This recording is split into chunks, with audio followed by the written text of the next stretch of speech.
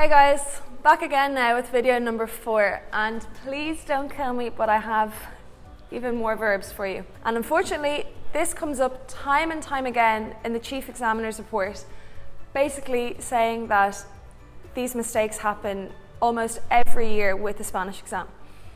And the verbs that I'm talking about are ser and estar, the two verbs to be in Spanish. Okay, so what do they mean? Ser and estar both share the exact same meaning. They both translate into the exact same verb in English. Soy, eres, es, somos, sois, son. Estoy, estás, está, estamos, estáis, están. Two completely different verbs in Spanish that all translate into I am, you are, he, she, it is, we are, you are, and they are. So, what's so different about them? So they may share the same meaning, but there are different rules about when to use each verb. So to properly understand these rules, we have to think about what life would have been like when these rules came about, and especially keep this in mind for the verb ser. So why am I saying this? This is going to make more sense when we get to how to remember the two verbs. So the words place and doctor. So hopefully this is clear for you guys, but ser, we're going to remember it by using the word doctor. A doctor is a job or an occupation. So if you look at number 1, we have a description, describing what something is like, describing what kind of person you are, describing another person, describing a building, anything like that, that is basically going to be a long-term or permanent trait describing something, you're going to use ser. Similarly, you're going to be using ser for occupation. And this is what I mean when I say you have to think back about when these rules came about.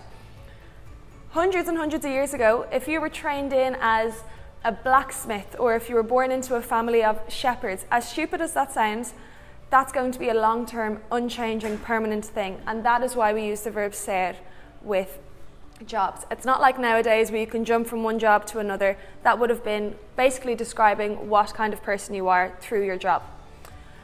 Okay, again, characteristics, still on the same train of thought. What kind of person you are again? I am a kind or hardworking or a lazy, I'm an ambitious person, anything like that. That's a trait, not your mood, but what actual type of person you are, we're going to use ser. Now, if we're using the rule that ser is usually used with a long-term thing, we have an exception here, and it's time. Weirdly enough, ser is used to talk about time in terms of, actually it's 2 o'clock, but also date. Today is the 2nd of January, today is the 5th of May, anything like that. Although it's not long term, we're still going to be using ser. And then we're going to be talking about relationships and possessions. Again, when these rules came about, it wouldn't have been so much that, oh, you're seeing someone or you're dating someone. If you were betrothed or going out with someone, it was probably going to be a long-term thing. So again, that's why we're using ser. So just remember, doctor is an occupation, and they're the names of everything that you're going to need to use with ser. And then we have estar, which is kind of the complete opposite. The first two here, we have position and location, which obviously talk about the place. Okay, so the word place is going to be how you're going to remember when to use estar. Position, are you sitting down like me? Are you standing up? Are you having a meltdown lying over your desk crying at your junior cert Spanish papers? What position are you in? Location, are you lucky like me to be in the beautiful Bank of Ireland in Grand Canal? Are you sitting in your Spanish class looking at your teacher like what is going on? Wherever something is situated, whether it's a building or a person, you're going to use estar. Then we have an action, okay? Don't worry about these words here, present, progressive. Don't worry about the name of that. But by action, we mean, what are you doing consistently? What are you doing right now? I'm sitting down, sharing all of these hacks with you guys. Hopefully you're at home studying, and that's going to be your action. Then we have a condition. Unfortunately, things get a little bit sad here. We talk about things like, are you healthy? Are you sick? Are you dead or alive?